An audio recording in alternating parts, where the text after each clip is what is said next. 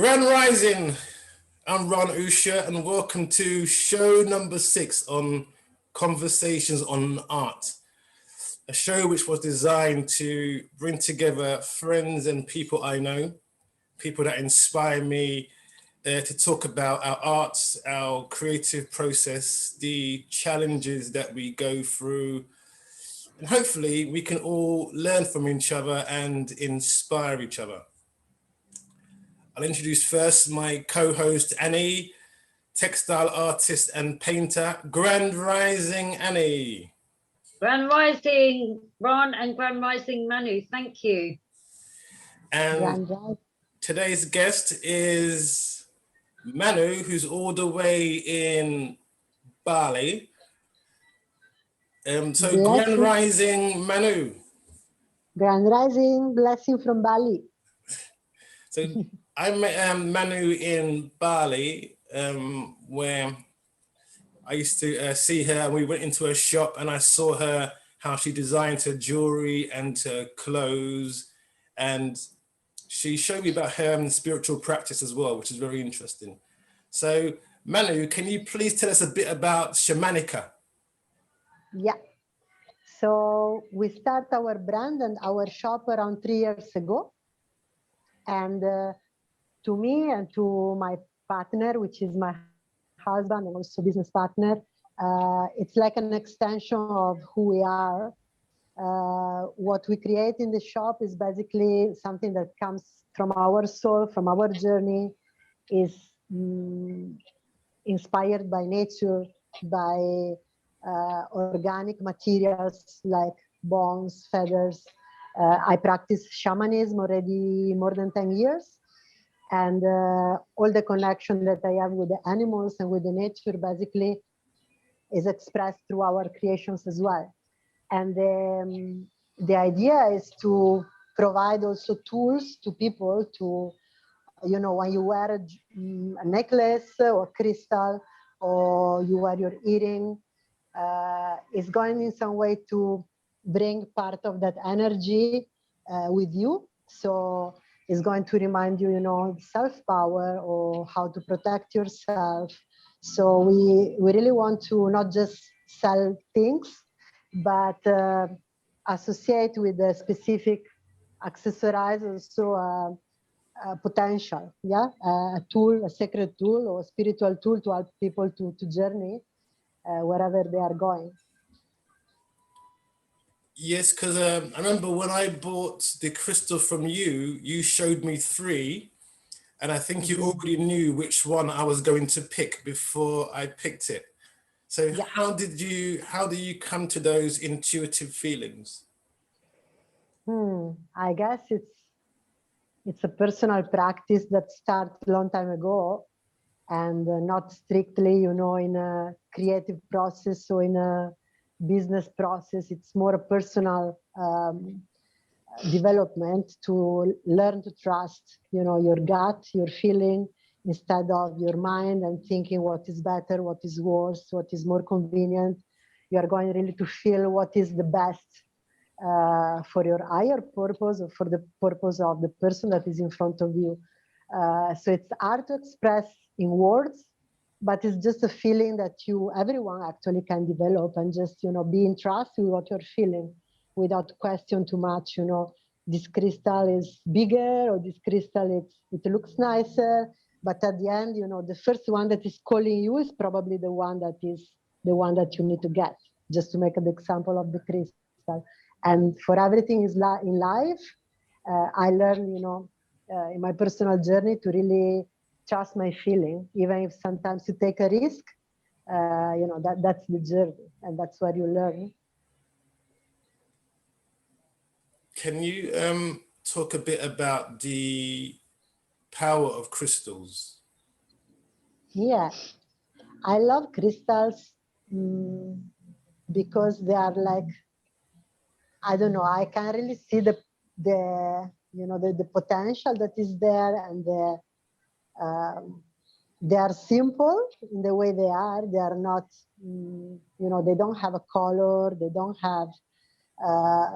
They are already beautiful in the way they come from the nature, And spiritually or esoterically, they have like they are called the master healer of the stones, of the gemstones, because you can charge them with a specific intention, and they have also the power to, especially the clear quartz, so what we generally call crystal, the transparent one, the one that you bought as well.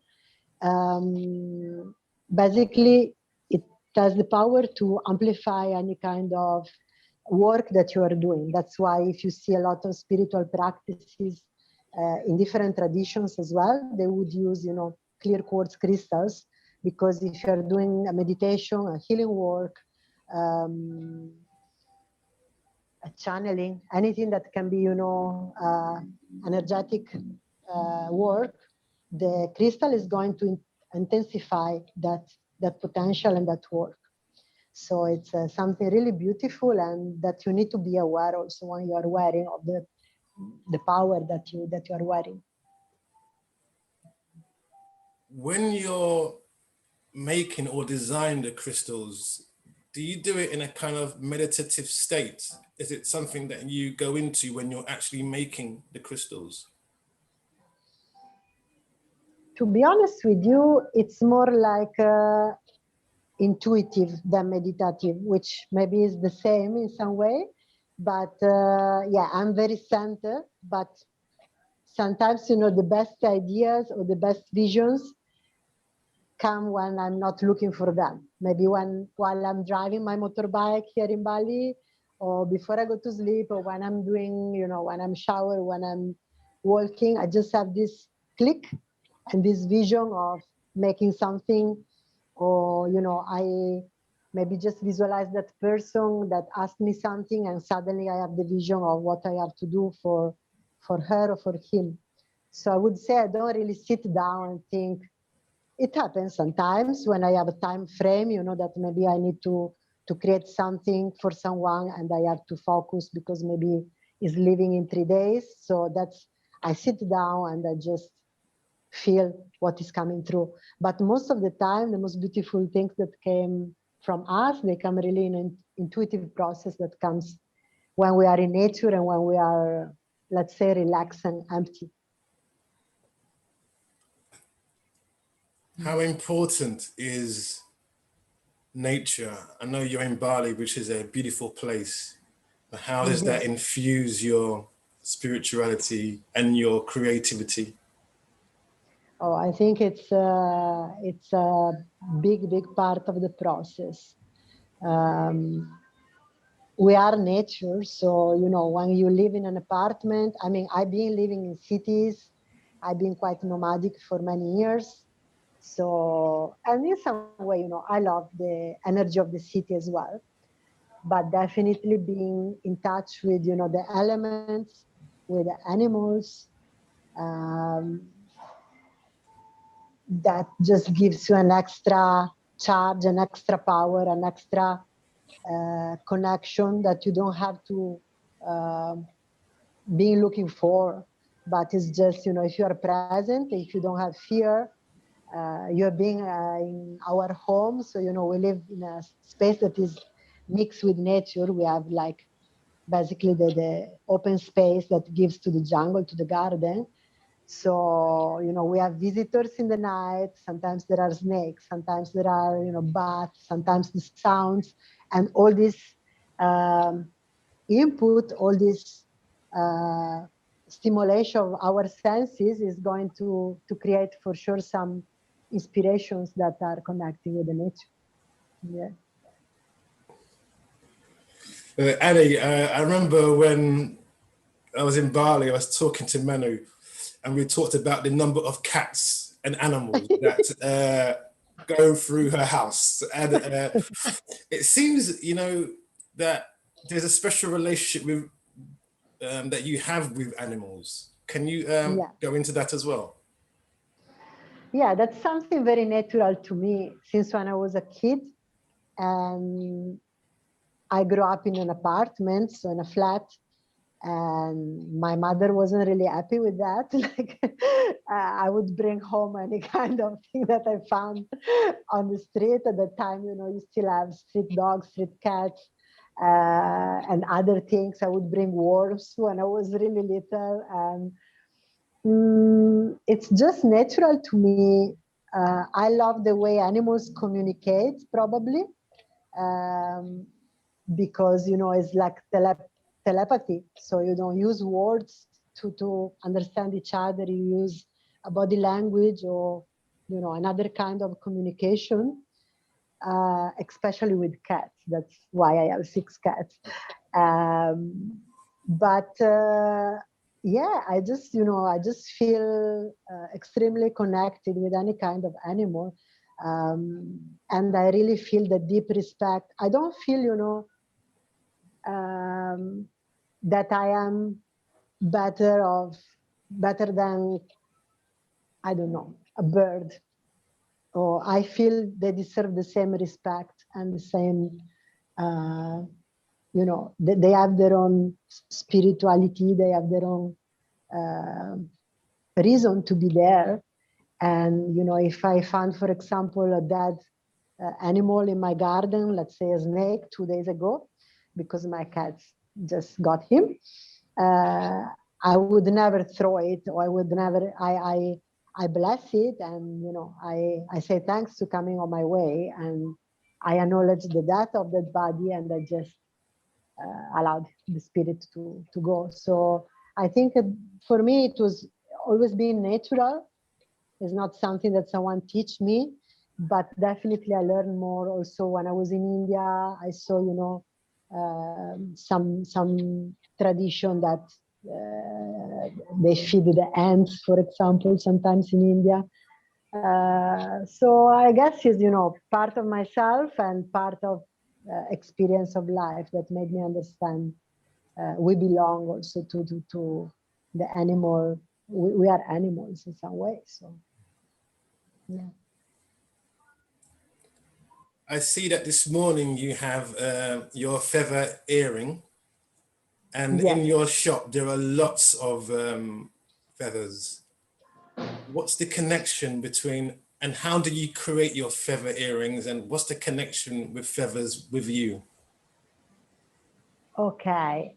I start maybe 10 years ago. And so really I'll start to connect with feathers. And at that time I found a lot of feathers on the street. I think I was in London actually that start. I think so.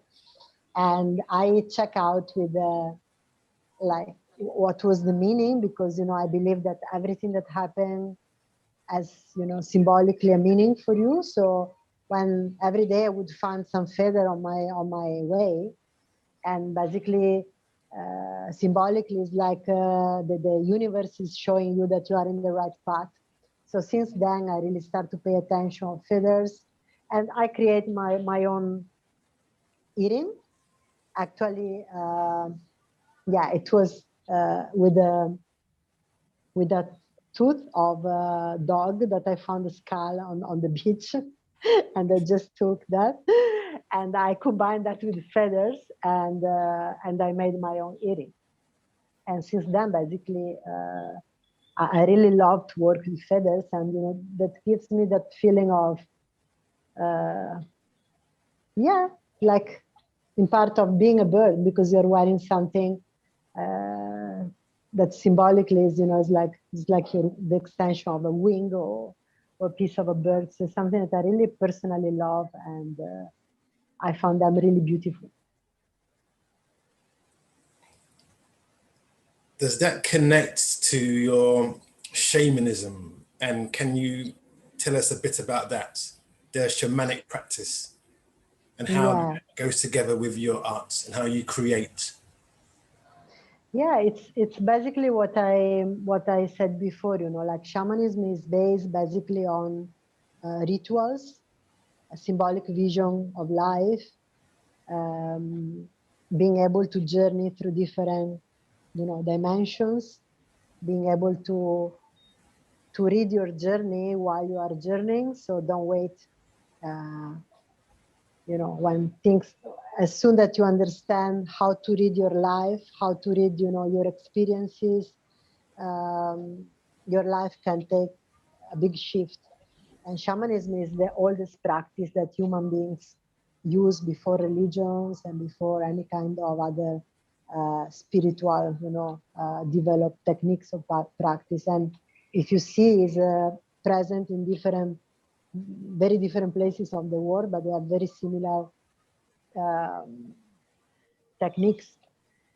But the base of shamanism is being connected with nature and being able to integrate yourself and your journey with the nature, being respect of that, but not just as saying I respect nature, really being feeling, understanding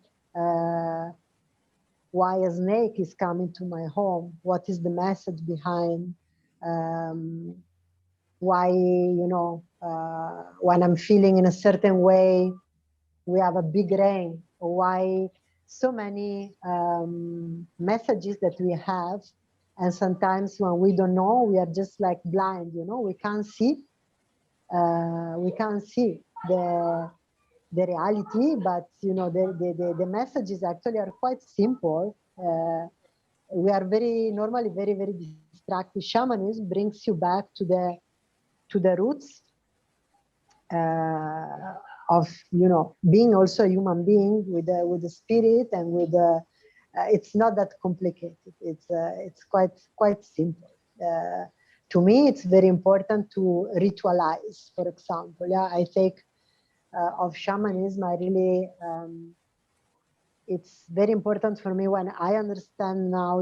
I'm stepping into a new cycle of my life, or into a new journey, or something is going to symbolically die, because also death is part of shamanism, because it's part of life.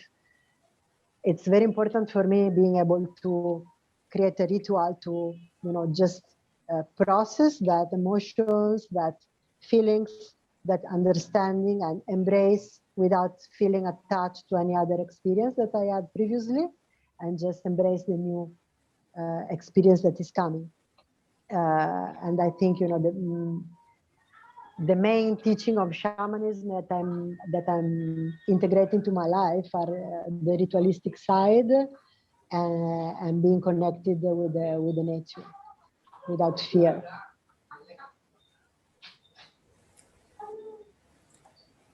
You said there, without fear. Yeah. How does that, I know sometimes as, creative people, there is that fear, or in life, you can have fears which can stop you kind of moving in a new direction. Or like what you just said, when you just die to a certain part of life and move on. Yeah. How is that for you when you overcome those fears or challenges? I actually learned to, understand, look at my fear look at my fear without, like, being honest to myself and say, okay, I'm experiencing right now this fear, that can be a fear, an emotional fear, can be a physical fear, can be fear of the future. We can have so many different experiences, and then I just find a creative way to learn to play with that fear. I make you a practical example just to maybe explain a little bit clearly. I was arachnophobic, so I have fear of spiders, because probably I remember when I was a kid, I just had some trauma with spider, yeah. And once that I start to do some work on myself a long time ago, not even into shamanism before, I was annoyed by having something that stopped me to feeling my legs shaking just because I'm seeing a spider and I couldn't control myself. That makes me feel powerless, and it wasn't a feeling that I like. So I start to practice first with a dead spider, to just touch it and go a little bit closer and touch it because I knew it was dead. And then the next step, was when I would see a spider that was alive, going a little bit closer and being able to face my fear. And step by step, now I can play with spiders.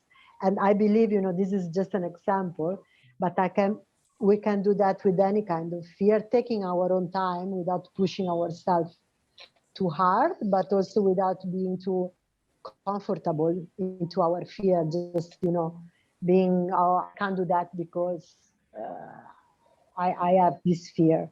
I don't believe in that way of life anymore. Yeah. So when that happens, or the example you gave, when you released your fear of anger, or not of anger, released your fear of spiders, did that release even more creativity inside of you because you've released the kind of blockage inside of yourself? It just gives you a lot of hope and sense of strength, because you just, something that was so scary a few months ago, a few days ago, a few weeks ago, now you can play with that.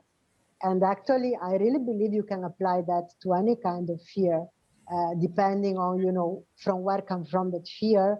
If it's, a big trauma, will take more energy, more work, and more time, but still you can overcome. There is nothing that we can overcome. We just need to focus, be consistent, and believe that we have the power to change our limits and our fears through the experience.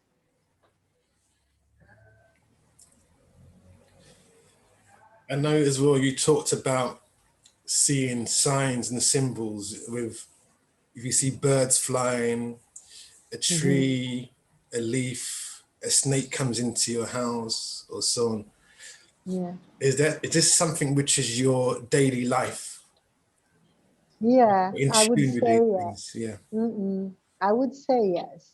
Like, and also I have a partner that is very much in line with this kind of life. So for us, it's just our life. It's just normal like that. We would see things behind the normal reality, let's say normal reality, or this reality, the physical reality. We can see that there is something else, and we can read when the two realities interfere each other, when there is something, sound, a sign, a message, a feeling, a sensation that is a message for us, or for me, or for him. So for me, it's it's my daily life. Because again, I remember when I met you, you said I reminded you of somebody. Yeah. Yes. Yeah. And Yeah. and that made you think of something as well. Yeah. It's actually, you reminded me my mentor, the shaman that actually taught me all this, all the knowledge that he had. He shared with me in London his own experience, and he said that I came there exactly for the reason that I was there to learn, and once that he just completed, what he needed to teach me, basically, yeah, we kind of take different journeys, but he's someone that is really important to me, because without him, I wouldn't be the person I am today. And I wrote him a mail like a few years ago saying that, because I think it's very, gratitude and being humble is a big part also of this journey for me. It's something that, as a, when you practice the spiritual path, it's always gratitude is the key to have, a healthy relationship with life, and keep yourself humble, because when you feel you have power, when you realize you have power in some way, because all of us have power, but when you start this journey, you start to see that, you start to see that you can manifest what you really want. And it's very extremely important stay humble, because the ego can bring you into manipulative patterns and things. So I learned a lot from him. And yeah, when I saw you the first time, actually, I really, you remind me of him a lot. Yeah. You spoke about manifesting. Mm-mm. Can you please go into that? Yeah, manifestation is a combination, I believe, of, I like to explain and to imagine like it's like a ritual again, when you really can see with your eyes open or closed, something that you really want to manifest in your life, uh, and you can really feel that, and you can really believe, you can have the trust that is coming to you because you can feel it. Actually, it's the way it is. So the problem of the issue when we are not aware of our thoughts, most of the time we manifest, our fears or our what we actually, we wouldn't call into our life, but because we focus so much into what we want to avoid, we are calling that inside. So it's something that I learn a lot. As soon that, it's like re-educate your mind, and the mind is just part of the process. But of course, you need to connect that with a deeper source, which are, your heart, your feelings, and your power to create the reality that you want. No one can create that for you, And I don't believe in, someone is lucky, someone is not. There are different situations, different conditions, but I personally believe all of us, we go through difficulties, through, obstacles uh, to learn to empower ourselves. So it's not something that come on our way to, because we have a bad karma, or because, we have our own baggage for sure. We have things to clean, but at the end of the day, they are all opportunity to learn and to empower ourselves.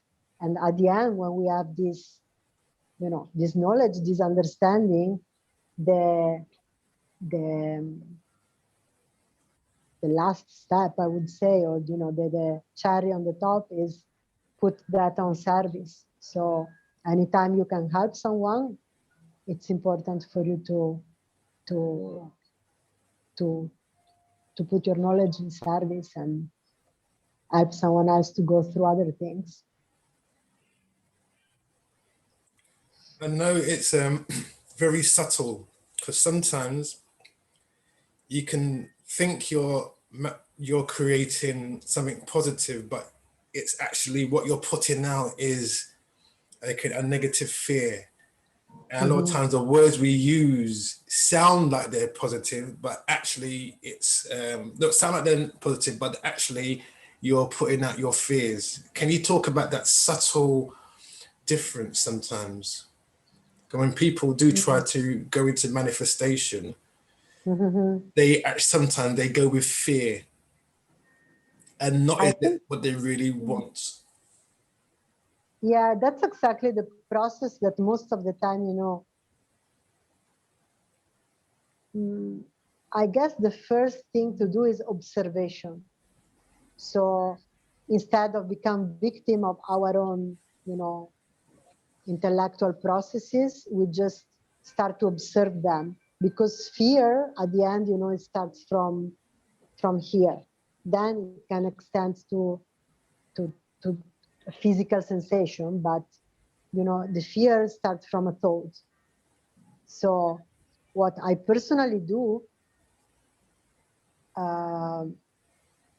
when I'm experiencing some fear, I just instantly stop and I observe what I'm thinking, you know, what I'm putting there, like what is creating the sensation of fear. So I just, in that specific moment, as quick as I can, I just shift my thoughts towards something, something that is, you know, what I want to manifest, not what I'm fearing, if that makes sense. So it's really re-educating our mind. And again, you know, we need consistency. We need, it's not something that happened because we are, one day we wake up, we don't have fear anymore. Life always will bring you something new to face. And more you can master these tools and more you can fix quickly your thoughts. So I would say first thing is observe when you feel fear, what you are thinking. And that's the seed of your fear, the thought that needs to be changed. So that's like observation of even the character of yourself, and also the thoughts, because it seems that the thoughts and the character of me are both thoughts. And to observe it without judgment, making right or wrong, and just to look at it as it is, can bring a kind of freedom. Yeah, for sure, like without judgment, because judgment doesn't bring anything, you know, good. But also with the intention to shift that thought. So you observe that thought, you understand, you know, that's the seed of your fear, and you do one step more, changing that thought. So let's say, I don't know, one example. Yeah, this corona situation, the virus, and for a few, sometimes in my mind, you know, appears the thought of the vaccine or all this kind of, you know, practical and, you know, things that are connecting with the system. Should I, you know, what will happen if they make it compulsory to travel? Should I make? And then I'm just start to think, you know, it's not there yet. So as soon that maybe someone talk about that and my mind start to process that information and I start to have a feeling of fear or, you know, sense of lack of power, I just stop and I'm thinking, you know, it's not something that I have to think about now. It's not necessary that I invest energy into a fear that is not real now. And I just shift my attention toward something that I need to do now. So it's, and like this example, you know, I can give you so many other examples of understanding your thought and just consciously shift them towards something else. And you spoke of intention. Yeah. Can you talk about the power of intention? Yeah. Yeah. Yeah. The power of intention is, it's all one at the end of the day, you know, like, because I love tools and I love, you know, everything I make because it's made with intention. But I'm also honest and I really believe we can manifest and we can put our intention just, you know, with our hands and without nothing else. We don't need tools. It's just easier sometimes if you have a crystal or, you know, a tool, you know, to focus and collect all your energy, your thoughts, and your intention to set up something that, you know, is material in some way. So you can touch that crystal, and it will remind me always that I put there the intention of being connected with my guides and feeling protected and feeling safe, for example. Yeah, but this is just a tool, and I'm always very aware of the attachment as well. So I really believe we need to use the tools that we have, but the intention, is inside our heart. So we need to be always aware of our own focus, and if I put an intention to how I can yeah, the intention actually comes from your heart, so there is nothing else to is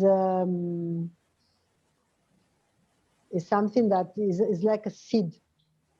When the seed is healthy and clean and has a full potential to grow. So your intention is like you plant your seed and you will have the greater manifestation. If your intention is not that pure or not that strong, what is growing will be not that great, if that makes sense. Yeah. You just mentioned your guides, your spirit guides. Yeah. Can you talk about that and how that comes into your creativity?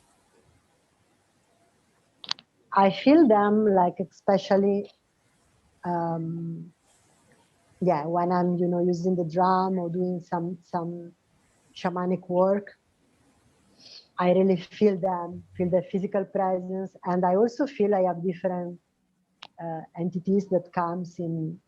There's not always the same. They are the same for a while, and then they may shift into something else. But I have actually my grandmother that I really felt from the first time I received shamanic work and shamanic healing as a I was working on myself. So I really felt, and we felt also with the shaman, the presence of my grandma, which I never met in this physical life, the mother of my mom, and I really feel she's there, and so I have this strong feeling of my ancestors, a strong feeling of higher presence, which can be being of light, so being that walk before us here, that are not literally connected with my lineage, but they are there to support my work and to help me, to guide me. But then again, I really feel the animals. So animals often come into my dreams, and they all into my life, and I really feel the presence of the spirit of that animal that is protecting, is guiding, is just give me a confirmation sometimes of something that has been received when I send out something. A couple of months ago, I passed through the cemetery, and I just made a prayer for someone that passed away back in Italy, that I worked together when I was working in a medical center. And I said few words, and I could feel they were received. And when I arrived back home, in front of the gate, there was a snake just in front. And of course, I don't have fear, but I'm not also unaware of the fact that a snake can kill you. So I'm not that, how you say, stupid. I want to live. So I was just, try to understand which kind of snake it was, how I can move it to go in. But in my heart, I was feeling that's a message for me. So I was in peace. And I was feeling this snake will not, kill me. But still, I'm not going to play with a venomous snake, because it was a very, very dangerous one, actually. So my guides, I feel, are little bit everywhere. It's just how we connect. And for me, the dreams and the dream time, it's very, very powerful, important. I feel like I'm living two different lives. One when I'm awake and one when I'm going to sleep. And some messages arrive also through the dream. Okay, I was going to ask you about this. Tell us about, because I think we briefly spoke about it in Bali, dreams. In Bali, what you mean? Say again, like the. I remember we were talking about, I can't remember the subject, but we were talking about, you know, having visions in our dreams or traveling in our dreams or that kind of thing. Yeah, getting messages in our dreams. And we just briefly spoke about it. So can you go into Talk that? again. Yeah. Yeah. My personal experience is, as I told you, I really feel sometimes I'm excited to go to sleep because I'm going somewhere else. Like, it sounds weird, but and actually now that I start to miss, Europe, because normally we go back to Europe once a year. Most of the time, my nightlife is in Europe. I'm going around and I'm doing things there, and then I come back here during the day. But it's not just dreaming about that. I really feel it, and sometimes also I can, change the course of the dreams.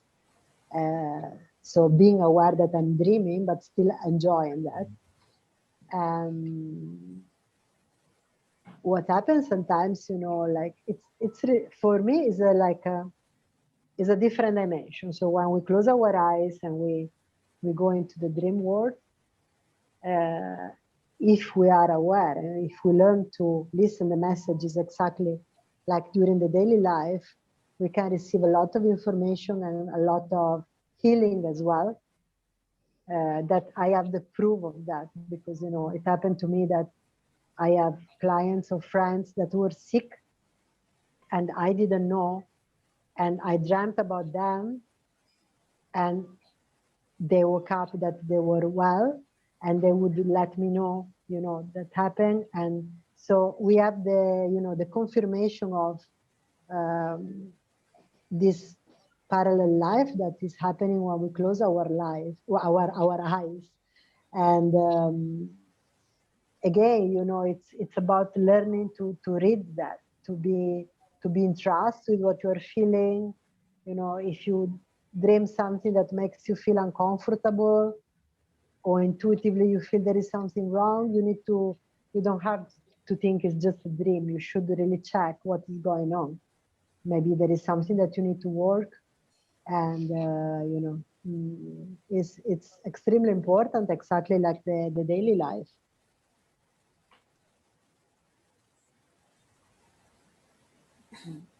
Because I know that in some cultures, I mean, in Western, it's our waking life which is seen more real.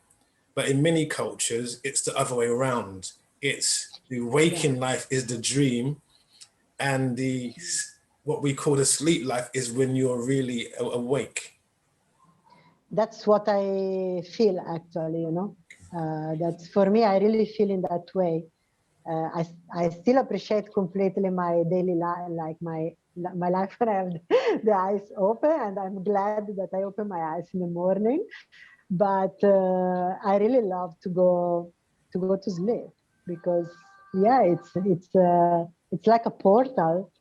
You are going to, and that's something that again I have since when I was a kid, because I really remember that I have so many dreams. When my grandma passed away, I was like 2.5 years old, and I couldn't know, many things, but I dreamt her coming to me and say, she was bringing some cake for her birthday. And when I woke up, I said to my mom, and they check, and because she had it was a long time ago, she had like 2 different dates of birth in the certification, because at that time they did some mistakes. And she was like one of that women that she doesn't want to know people when she was born and how old she was and blah, blah, blah. So basically it was the real date of birth, the one that I dreamed, and I was 2.5 years old. So, and I really remember until now the dream. Like I still remember dreams that I made when I was, 3, 4 years old. Also really bad ones. Like I can remember the creepy one, but also the beautiful one, like going into other dimensions in the darkness and the light. So, yeah.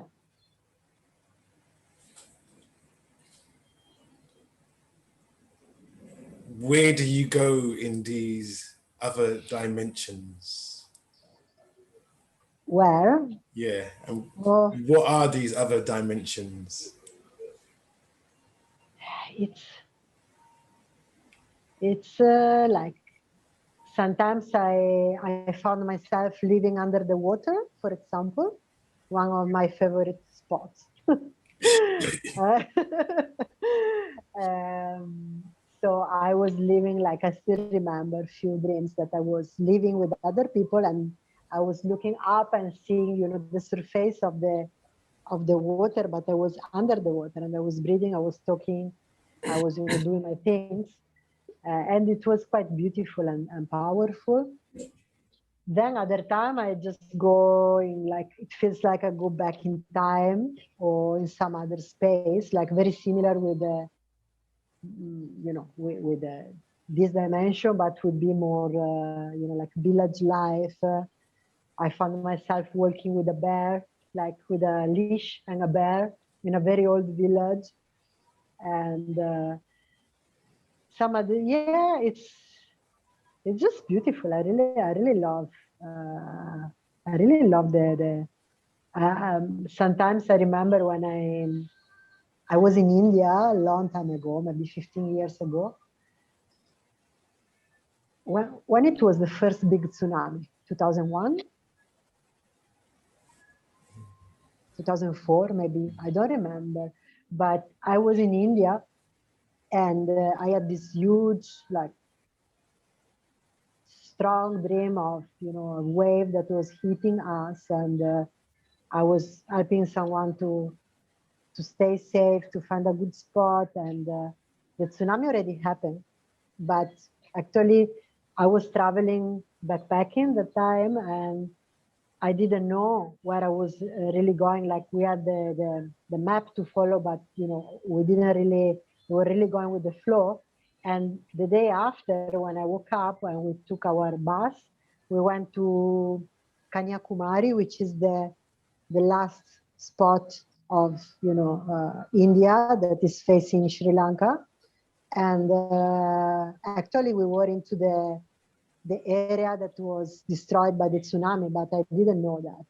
So a lot of things, that's a clear, anticipation of what is going on. So it's like in your dream, you are like prepared to live the life in this reality. Maybe you are helped to be ready emotionally to face that. There are so many different ways. Sometimes it's just a confirmation, that your channels are open and you know where you're going. But some other time when you have animals, sometimes maybe I have animals that I don't exactly know the meaning. I always check what that animal represents symbolically to understand, what is the message behind the dream.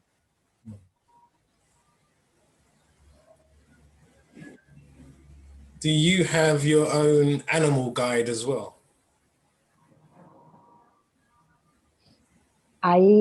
When I open sacred space, I always call the snake, the jaguar, the hummingbird, and the eagle. So they are like symbolically, to open the sacred space. And I connect with them because they have different specific qualities. But then, like in this reality, I feel extremely connected with cats, as you know, because I can really see, they have the senses that are extremely open and they are very mysterious creatures. So I really feel a deep connection with them. And as a guide, you know, that comes, I would say that for a while it would be the bear, because I had that many times in the dream. When I arrived in Bali and I decide, like when I arrived back in Bali, and then I decided to stay, I had a very strong dream with a white bear and a white wolf. I was sleeping with them, like I was on the bed laying on the white bear and the wolf would walking around my feet. And I woke up with this strong feeling of, you know, I don't know, it's hard to say in words, but just felt very, very good. And the same day I found my first cat, which was very white and was a small one, in front of a temple. And when I saw his eyes, and you know, I just suddenly go back to the dream, and I understand, you know, and that's also the actually the reason why we committed to be here, because we rescue him, we really connect with him, and we say, okay, we really feel, you know, when you have a pet, in some way you take a commitment to, you know, to take care of that properly. And then after that, you know, came the idea of Shamanika and open the shop and blah, blah, blah. So I really believe, yeah, animals has a very, have a very important part of my life for sure.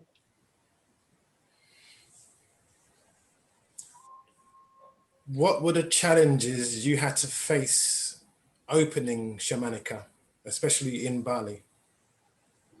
When we opened Shamanika, Danny had this idea actually, like, and you know how it's in Bali, you know, you have this illumination that kind of like, we were walking and he say, you know, let's open a small shop, because we've been like nomadic for quite a while. I was already, we've been together now nearly 10 years.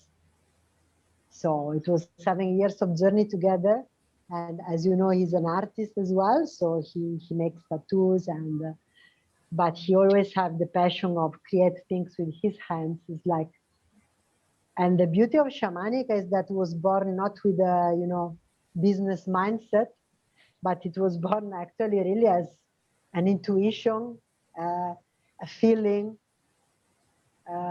something that came from our heart, and we just say, okay, let's find a place first. And in a couple of days, we already found the right place. And then we have a few things that Danny already made at home, and we just put inside these few things. But basically, the shop was very, very empty. We made the ceremony, with the blessing ceremony, and we were not really ready to open. It was just, you know, but we opened the door and suddenly people would come inside, and basically in 1 week or so, the shop was empty. We didn't have staff, and we need to push ourselves a little bit to say, okay, now we have a shop, we need to make things. And that's the way that it started, you know, like in a very smooth and relaxed and creative way. And I guess it continued in this way. The challenge, I could say, you know, is it was this time probably, you know, that Bali lost all the people basically coming in, because it's 1 year that the airport is closed. So at the beginning, of course, you know, we start to see people closing and people disappearing, you know, there are no people on the street, and we start to think, oh my God, no. But again, you know, fear is here. So we just say, just let's take things day by day and see what is the next step. And, you know, thanks God or whoever, you know, you want to thanks. We never close, and, you know, we've been okay until now. And we start to see things, you know, how we can, because we have some loyal people that comes back, some people that, you know, in some way the seeds that we planted at the very beginning, now in 3 years, people get to know who we are, what we do. And I think also because we do that with with integrity, with with our heart, people can feel that. So on the other hand, we also develop a little bit more the idea to shipping things to people that already left Bali, or to friends that are already, that know us, but they don't have the possibility to come here now.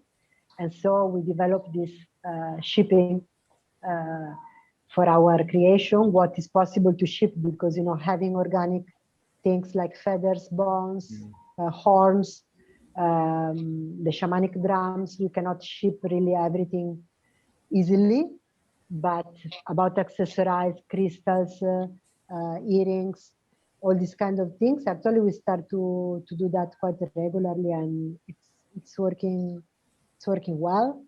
So the challenging is always there, but we do our best to take that with again, with the creativity and with the secret is also doing things step by step. Don't project yourself too far, because that's another mistake that we tend to do. It's good to have more than looking too far away. I would say bring your vision in a higher perspective. So see the big picture, but don't project yourself too far in the future, because we don't know. We don't know what happened.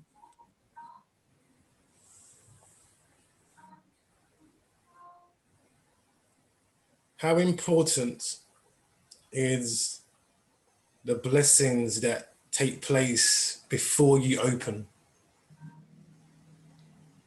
your shop, especially in Bali, where I attended one in your shop, I think, where we had a blessing and a ceremony, and the shaman came in. Can you tell us about the importance of that? Because I remember that was an incredible experience, and there was the drums as well. Yeah.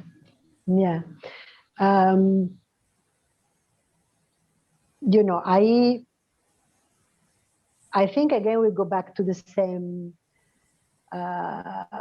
root of the core of at the end of the shamanism, and because here there is the Hinduism as a religion, so the practice and the ceremony are Hinduism, but is mixed with the rituals that comes from animism, which is basically the same of shamanism, because it's based on elements, nature, connection with the land, the elements.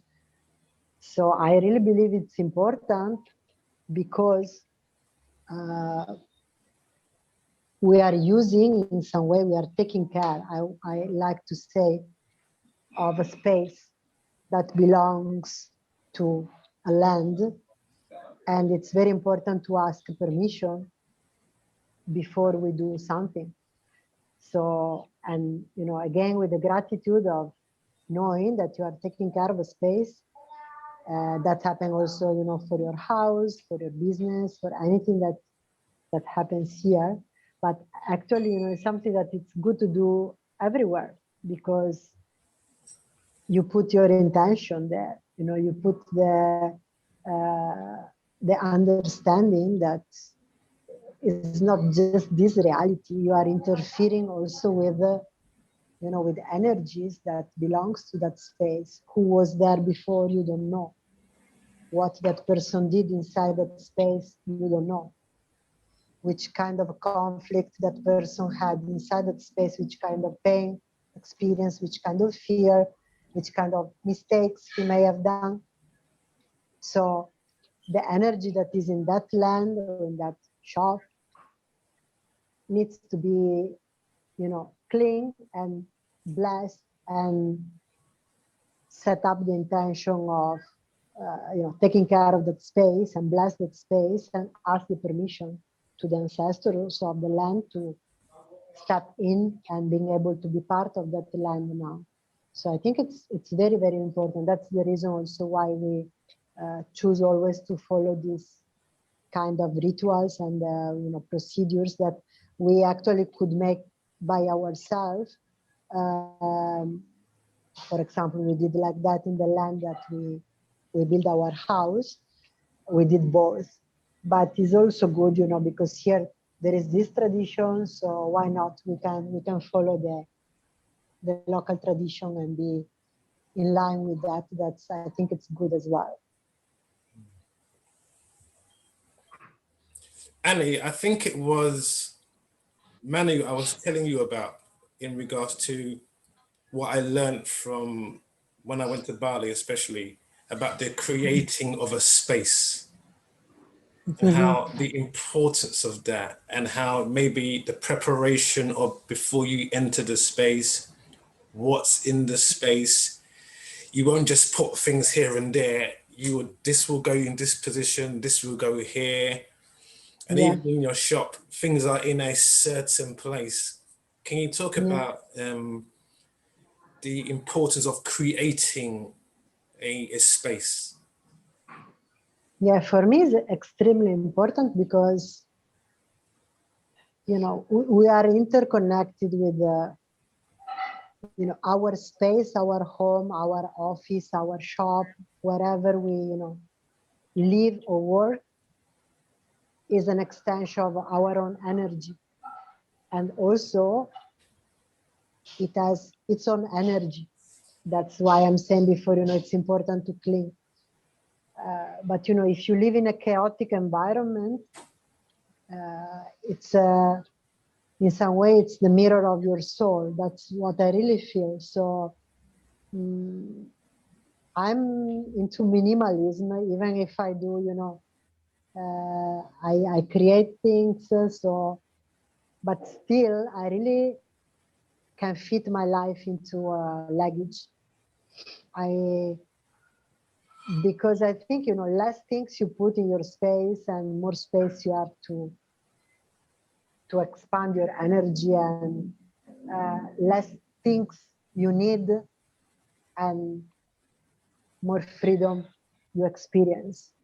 So, and again, you know, it's about also intuition. So here in Bali, there is a kind of, like in Japan, there is Feng Shui.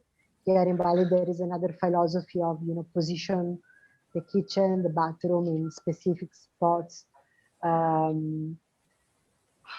What I do personally, it's create a space that makes me feel, you know, comfortable, taking care of that space, knowing that it's not a physical space.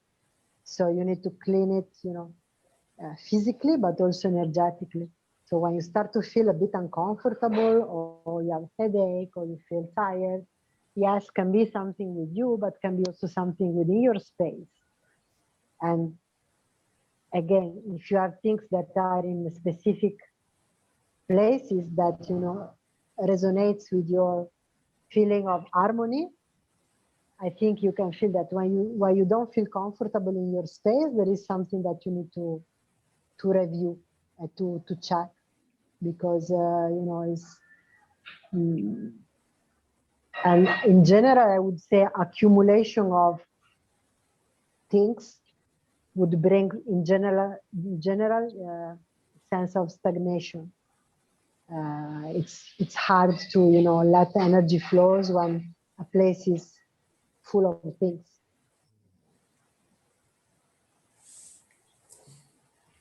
That makes a lot of sense, Manu. Thank you. And when you were talking of the blessing of, you know, opening the shop and opening, you know, of where you built your house. Growing up, my mum was Hindu. I say that because my mum's no longer with us, and neither is my father. But my dad was a Christian. But my mum would always have like the Hindu. Oh gosh, I've forgotten, where they have the priest come in and they bless every single room in the house. Yeah, that's it. Thank you. And we would do that, and of course we had no understanding of it, you know, and we were brought up going to church. But as I'm getting older, I totally understand. One, when when Raan said it to me, and two, absolutely, as getting older and being more aware, buying my own house, you know, exactly that. You don't know what passed within these walls, you know, over years, decades, you know, within, not just in the walls, but down, you know, going into the ground, into Mother Earth, you know. So it is such a perfect thing you're saying. And again, absolutely, chaos around you creates chaos in here. Yeah. So I'm so blessed to listen to you today, because you have said many things that have really resonated, and I think I have been stagnated for a while, and I have accumulated a lot of things that need to be blessed and sent on their way, you know, to move and let energy flow. So I thank you, and Raan also, because you've really resonated with me on many levels. So I can really feel from you that your journey has, you've always been aware of yourself. Even if you may have been unaware, you've always been aware of what abilities you have, you know, your foresight, your things. So I really am blessed to share this time with you, and for your, you know, what you're sharing with us. Thank you. You're welcome. Thanks to you for listening. Thank you. It was your, I remember, Annie, when I went to your house, your mum will be watching is it the Mahabharata? Is it that show? Yeah, she would. So when I first picked up the book, the Bhagavad Gita, I remembered your mum watching this show as a kid. And of course, then I didn't know about that. Yeah. But it's interesting, isn't it, that I guess the first introduction to Hinduism was your mum. But of course, I didn't know at the time. Exactly. That's fascinating, huh? And since my Reiki, since opening up with the healing, and again, thank you again, Manu, for sharing that. The different energies that come through, I find at the moment I have Shiva, I have Ganesh, I have Hanuman, and, you know, other ones as well. But, you know, these weren't things that I grew up knowing about. I'm having to learn them now, and learning of their, you know, their meanings and the symbolisms of them. So I'm really blessed. So it's really lovely. Again, as Raan said, you know, my mum would watch these programs, but she never enforced them. Yeah, she didn't enforce them on us. And I think she made the choice, having her children in a Western country, she wanted to give them a different blending. And we learned about the Hinduism as we got older. And when my mum died, we gave her Hindu funeral, which was very, very, very, it was an eye-opener, because they burned the body on the pyre as they do in India. So it's not like the cremations that we do here. The body is in an open coffin on top of this burning pyre. And that again was a blessing to be part of that, because it was the first time I'd ever washed, you know, a dead body. You know, that was my mum, you know, it wasn't a stranger. So I had to choose her sari, you know, I felt like a robot. But the whole ritual, I think all of that, looking back now, because I can, it was a blessing to be in that, and to share that. It's a real eye-opener, because we weren't, you know, when they cremate here in the Western, you know, they shut the curtains, that's it, you see the coffin go. But this is very different. That's the Western way. That's the Western way, you know, to deal with that.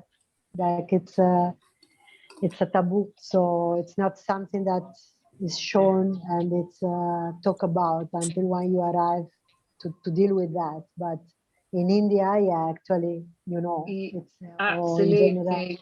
Yeah. it's Very very very very different, but again, you know, I learned a lot, and as I'm growing and changing, I'm becoming more familiar with, you know, what energies are around me, and I guess, as you said, your lineage, you know who is yeah, coming in to work with you. And again, totally, that they change, you know, they're like seasons, they'll come in and then they'll yeah, flow away. And yeah, and it's a real blessing to feel them, to have them come through, and you feel them in such a subtle, you know, it's never a forceful, it's a real beautiful, just enough that you balance, know that, yeah, a real blessing. Yeah.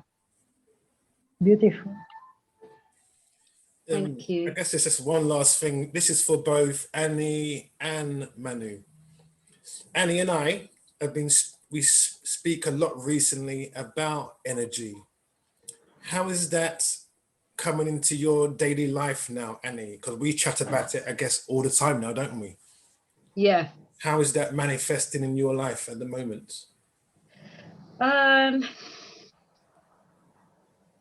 Through having, I mean, as I have let Ron know, I started my Reiki in 2016, but I just did it very robotically, I would say. Is this the kind of thing you mean, Yeah, yeah, Ron, yeah. with the energy that's coming in now and the change of it?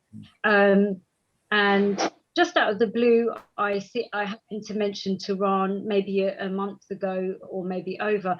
I said, you know what? I think I'd like to do some healing. You know, Manu, I want to do a bit of healing. I'll do a bit of Reiki. And he really pulled me in, because he said, you know, Annie, you don't just be a healer. You don't just decide, all right, I'm gonna do that. And he said, you know, you've got to be authentic. And I thought, yeah, you know what if I'm, you know, what if that isn't my core, you know, what if that isn't? So we didn't speak any more about it. And then I think Ron said, oh yes, I have somebody.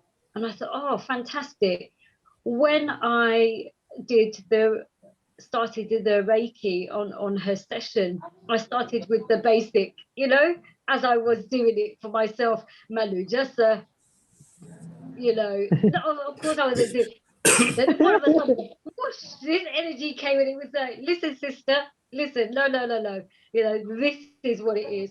And the energy flow was like, my goodness, okay, thank you. This is, you know, the start. And since I've done that, but I think I've really been pushing change. Like, I've really wanted to break out of myself. You know, who am I? What am I? You know, really, I've had so many conversations with Ron. You know, oh God, where am I? You know, I want to manifest. So when you speak of that, Manu, it's like, oh my gosh, you know, Ron, what book can I read? What meditation can I do? Can I try this? Can I do this? Oh my God, this is, you know, and blah, blah, blah. And all of a sudden, things start to fall into, you know, into place. And it's really lovely now, because every time I go into meditation or to do Reiki, the energies are amazing. And sometimes I never want to come out of it, because the feeling is so exhilarating. You know, to feel them is amazing. And the blessing of sharing that with different people is that the different energies that come in for different people.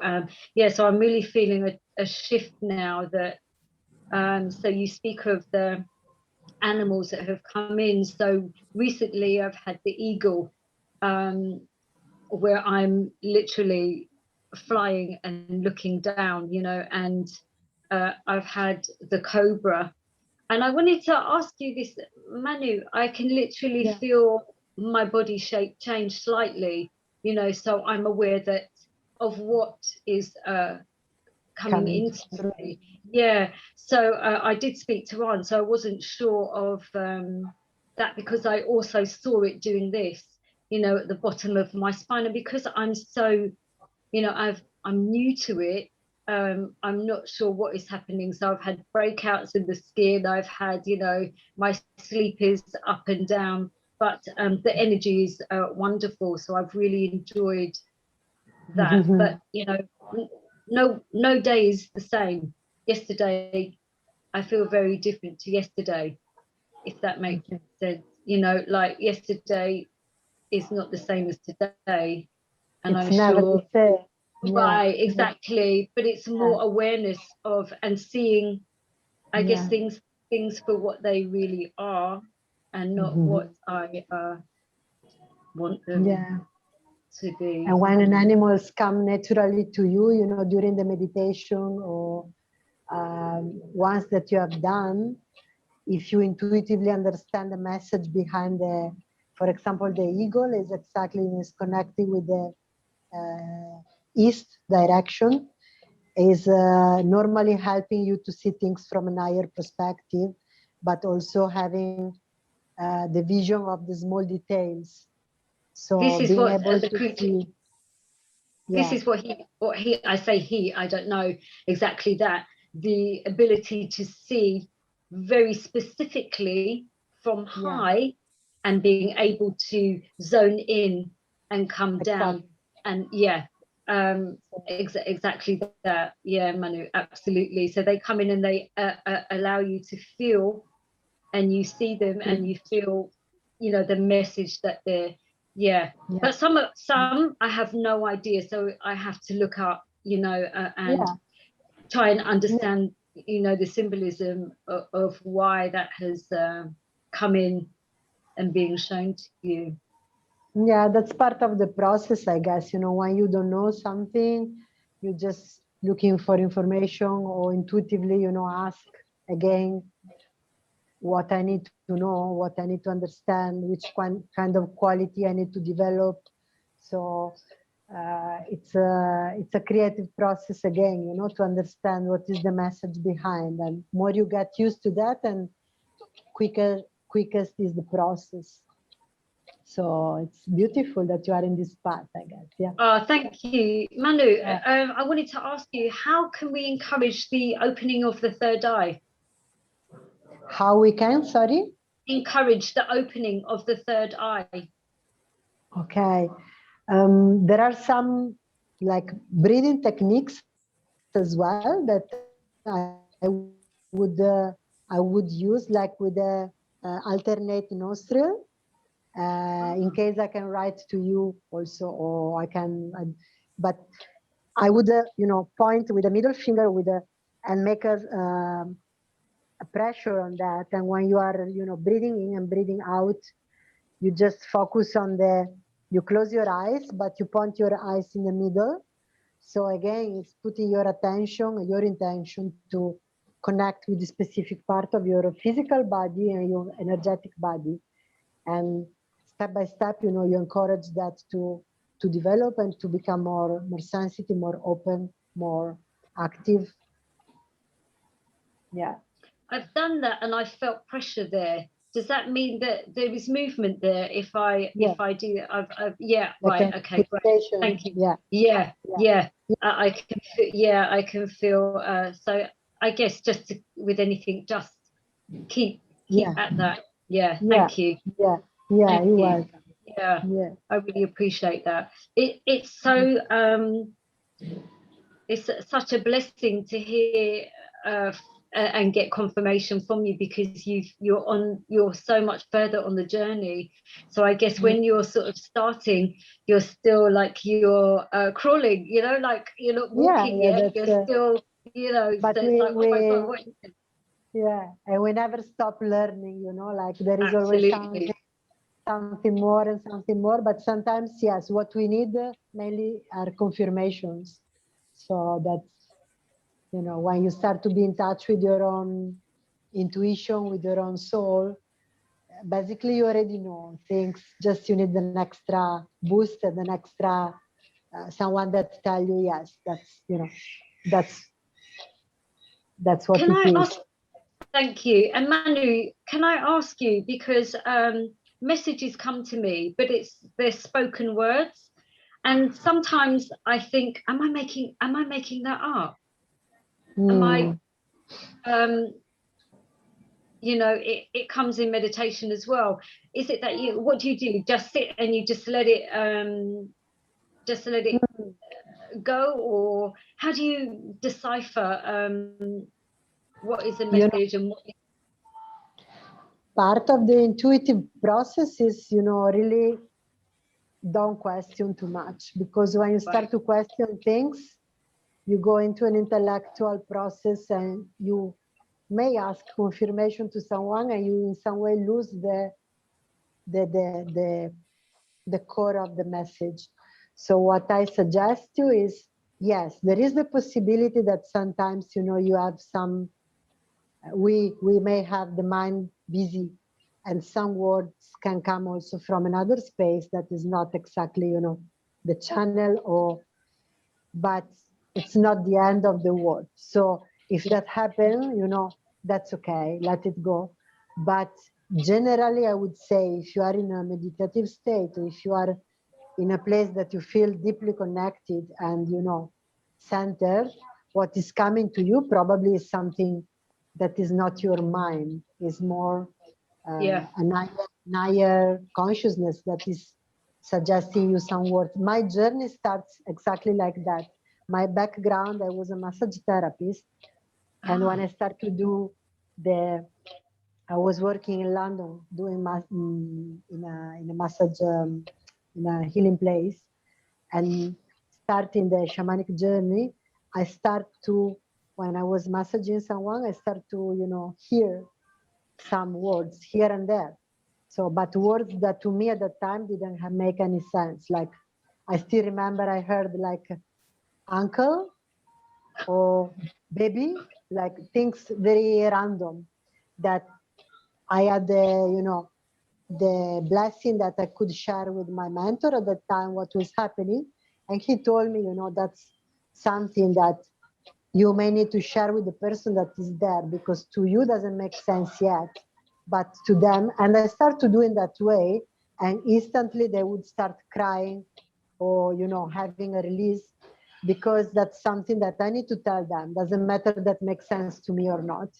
But so just as an example, trust what is coming to you. Maybe now doesn't make too much sense, but, you know, in the further steps, that will make a lot of sense to you or to the people that you may help. Thank you. I really appreciate that. Thank you. Welcome. I think we'll leave it there with those last few words from Manu. Trust what is coming to you. Right. Thank you both for such a wonderful conversation. It's fantastic. And there are a couple of things that we didn't even go into. So I hope, Manu, that we could do a part 2 at some point. Sure, why not? I'd love to be able to. That would be fantastic. And Manu, thank you very much as well. Amazing. For sharing your story and sharing what came up. So thank you very much for this show 6 of Raan Oosha's Conversation on Art. Grand Rising Manu, Grand Rising Annie, and everyone. Thank you very much. Yeah.